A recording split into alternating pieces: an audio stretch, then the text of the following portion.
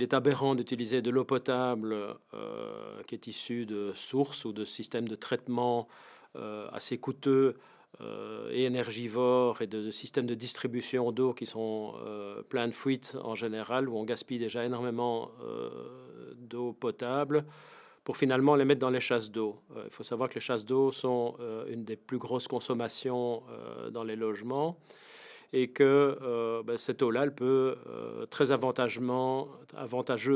être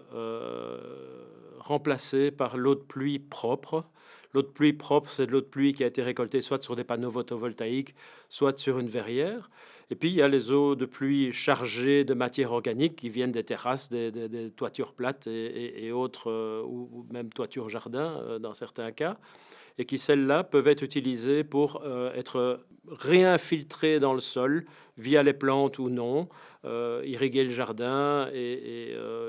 servir même pour nettoyer les extérieurs, etc. L'eau de pluie est vraiment une ressource qui est rare en été et en général, les pluies d'été sont des pluies d'orage, de plus en plus avec le changement climatique.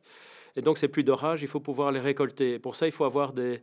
réserves d'eau de pluie qui permettent de capter l'eau d'orage et soit de l'utiliser directement si elle est propre, soit la réinfiltrer et de toujours garder une réserve d'eau à peu près sur la moitié de la réserve. Alors, c'est une transparence finalement hydraulique de la maison ou du bâtiment qui va gérer sur sa parcelle toutes les eaux de pluie pour éviter d'ajouter finalement de l'eau dans les égouts et de diluer les stations d'épuration.